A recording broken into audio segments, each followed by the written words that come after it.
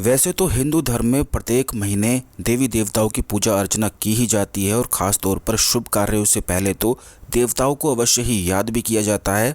लेकिन श्रावण महीना जो सावन का महीना है, धार्मिक दृष्टिकोण से बेहद ही खास और महत्वपूर्ण माना जाता है।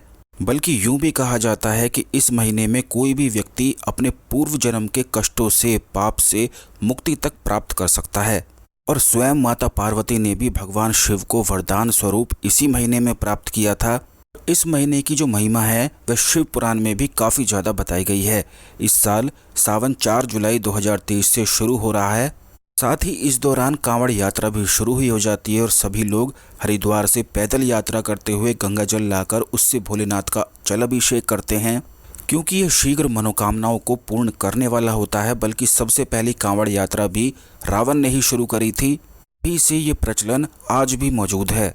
लेकिन क्या आप जानते हैं कि सावन के महीने को क्यों इतना ज़्यादा खास बताया जाता है, क्यों इतनी ज़्यादा पूजा पाठ सावन के महीने में सबसे अधिक करी जाती है, खास करके भगवान शिव की करी जाती है? आखिर इसके पीछे का वैज्ञानिक दृष्टिकोण क्या है, क्या इसकी खास वजह है, इस वीडियो में बिल्कुल विस्तार से हम आपको बताएंगे। इसी के साथ बहुत सारे उपाय भी आपको बताएंगे जो सावन पर किए जाते हैं। तो जल्दी से वीडियो को लाइक करके कमेंट बॉक्स में ओम नमः शिवाय, हर हर महादेव अवश्य ही लिख दें। तो दोस्तों, आपको बता दें कि सावन का महीना इतना ज़्यादा महत्व क्यों रखता है। हिंदू पुराणों में ये बताया गया है कि सावन के महीने में भगवान शिव ने समुद्र मंथन से निकला विष का प्याला ही पी लिया था और इस विष का ताप इतना ज़्यादा तेज था कि इंद्र देवता को बारिश करनी पड़ी थी इसको शीतल करने के लिए। यही वजह है कि सावन के महीने में बहुत ज़्यादा बारिश होती है और पूरी धरती ही हरी भरी हो जाती है। इसी महीने में माँ पार्वती और भगवान शिव का विवाह भी हुआ था, क्योंकि माता सती ने भगवान शिव को हर जन्म में पति के रूप में प्रण ले लिया था और माता सती ने अपने दूसरे रूप में राजा हिमालय की पुत्री पार्वती के रूप में जन्म लिया और शिव को पाने के लिए घोर तपस्या भी की, जिसके बाद सावन के महीने में माता पार्वती का विवाह भगवान शिव से हो गया और तभी से शिव जी को यह महीना अति प्रिय है। बल्कि यूं भी कहा जाता है कि सावन के महीने में ही भगवान शिव अपने ससुराल भी आते हैं। एक पौराणिक कथा के अनुसार भगवान शिव सावन के महीने में ही अपने ससुराल गए थे, जहां उनका धूमधाम से स्वागत कर अभिषेक भी किया था। बल्कि ऐसी मान्यता है कि सावन के महीने में ही भगवान शिव और माता पार्वती दोनों ही धरती पर निवास करते हैं और यही वजह है कि यही महीना इतना ज़्यादा खास हो जाता है कि इस महीने में जितनी ज़्यादा अधिक कृपा प्राप्त करी जा सकती है उतना किसी भी महीने में नहीं करी जा सकती है। बल्कि सावन के महीने में भगवान शिव के ससुराल कहे जाने वाले हरिद्वार में ही दक्षेश्वर मंदिर में खास विशेष पूजा अर्चनाएं भी करी जाती हैं भगवान शिव से कृपा प्राप्ति के लिए, मनोकामना पूर्ति हेतु। आखिर क्यों ये महीना इतना ज़्यादा खास है, इसके बारे में तो आपने जान ही लिया है। और ये भी चीज़ देखिए कि पूरी धरती ही सावन के महीने में बिल्कुल हरी भरी हो जाती है। नए बीजों को, सूखे हुए पेड़ पौधों को बिल्कुल एक नई जिंदगी सी ही अपने आप ऑटोमेटिक प्राप्त हो जाती है। इस महीने में कौन कौन से उपाय किए जाते हैं ये भी जान लेते हैं। तो सबसे पहला है, वैवाहिक जीवन की समस्याओं को दूर करने के लिए भगवान शिव और माता पार्वती सुखी वैवाहिक जीवन के लिए एक आदर्श प्रतीक माने जाते हैं।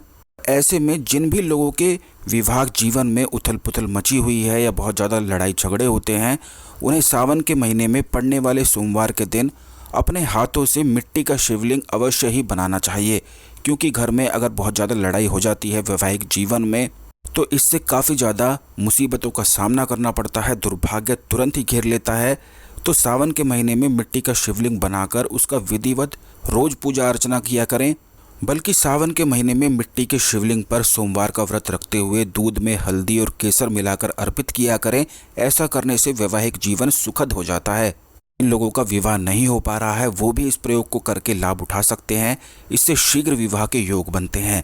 दूसरा है, घर से नकारात्मक ऊर्जा को खत्म करने के लिए समय समय पर घर के अंदर नकारात्मक ऊर्जाओं का प्रवेश तो हमेशा बना ही रहता है। बाहर से कहीं ना कहीं से जब आप बाहर जाते हैं तो खुद ही आपके पीछे वह नकारात्मक ऊर्जाएं चल कर आ जाती हैं और इसी के कारण घर में तनाव, आर्थिक परेशानियां उत्पन्न हो जाती हैं। यही वजह रहती है कि वहाँ पर रह रहे लोग जो होते हैं बीमार पड़ते रहते हैं, उनके जीवन में धन संबंधी बहुत ज़्यादा परेशानियां हो जाती हैं। एक बिल्कुल ग्रह कलेश सा बना रहता है और ये इसीलिए बना रहता है क्योंकि घर में नकारात्मक ऊर्जाएं कहाँ से घुस जाती हैं ये पता ही नहीं चल पाता है। तो ऐसे में नकारात्मक ऊर्जा को सकारात्मक ऊर्जा में बदलने के लिए सावन के महीने में रोजाना 21 बेलपत्र के ऊपर चंदन से ओम नमः शिवाय लिखकर मंदिर जाकर भगवान शिव को अर्पित करें और अपने घर से भगवान शिव के मंदिर तक बिल्कुल नंगे पैर ही जाया करें।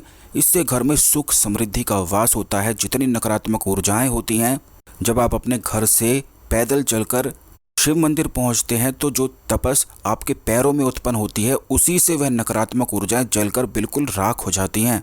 तीसरी चीज़ है, अगर किसी व्यक्ति को किसी भी चीज़ का बहुत ज़्यादा भय लगता हो, जैसे काफ़ी लोगों के साथ कुछ ऐसी चीज़ें हो जाती हैं जिनके बाद और जिसके कारण की वजह से वह 24 घंटे ही बिल्कुल सोचते ही रहते हैं, कुछ ना कुछ अनजान सी और एक प्रकार की अनहोनी सी उनके मन में दिमाग में 24 घंटे ही चलती रहती है, जिससे वह भय में रहने लग जाते हैं। और ये चीज़ कई लोगों के मन में हमेशा किसी अनहोनी होने का भय सताता रहता है और काफ़ी लोग हमसे बात करते समय ये बताते भी हैं। लेकिन आपको बता दें, यह किसी भी प्रकार की कोई चीज़ नहीं होती है, यह एक प्रकार का बिल्कुल दोष हो जाता है। जिस प्रकार कालसर्प दोष होता है, पितृदोष हो जाता है, उसी प्रकार ये दोष भय का भी लग जाता है। और जब यह दोष किसी व्यक्ति को घेर लेता है, जकड़ लेता है, उस व्यक्ति को अगर लग जाए तो 24 घंटे ही वह उसी भय के बारे में सोचता रहता है। तो इससे बचने के लिए सावन के महीने में गाय को गुड़ और रोटी और बैल को हरा चारा खिलाना शुरू कर दें। थोड़ा समय गाय के साथ बिताना शुरू कर दें सावन के महीने में खास करके। और गाय पर अगर हाथ फेरते हैं तो इससे भी हर प्रकार के भय से मुक्ति प्राप्त होती है। अब दोस्तों, चौथा है मनोकामनाओं की पूर्ति के लिए क्या चीज़ करनी चाहिए। तो सावन के महीने में हर तरह की मनोकामनाएं जल्द से जल्द पूरी हो जाती हैं, क्योंकि सावन का महीना भगवान शिव को अति प्रिय है और इस महीने में भगवान शिव की पूजा करने से जल्दी फल की भी प्राप्ति हो जाती है, सिद्धि प्राप्त हो जाती है।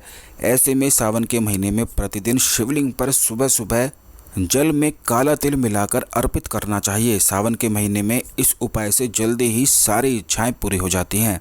पांचवा है, आर्थिक स्थिति को मजबूत करने के लिए अगर किसी व्यक्ति की आर्थिक स्थिति बहुत ज़्यादा कमज़ोर हो गई हो तो वो सावन के महीने में किए जाने वाले कुछ उपाय से व्यक्ति की आर्थिक स्थिति समय के साथ तेजी से मजबूत हो जाती है। सावन के महीने में पूर्व दिशा की ओर मुख करके मसूर की दाल के साथ एक छोटा सा शंख और 7 कौड़ी रख दें। फिर इसके बाद ओम गण गणपताय नमः का जाप करें।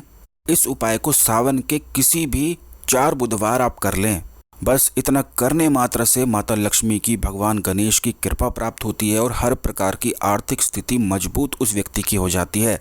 अब कई लोग ऐसे भी होते हैं जिनको बहुत ज़्यादा नज़र लगती है, उन पर शत्रुओं की एक तीखी सी नज़र होती है कि वे क्या कर रहे हैं, क्या नहीं कर रहे हैं, उन्हें टोकते रहते हैं, रोकते रहते हैं। तो उससे बचने के लिए सावन के महीने में भगवान शिव की प्रतिदिन पूजा, जल अभिषेक करने के बाद पूरे घर में गोमूत्र का छिड़काव किया करें।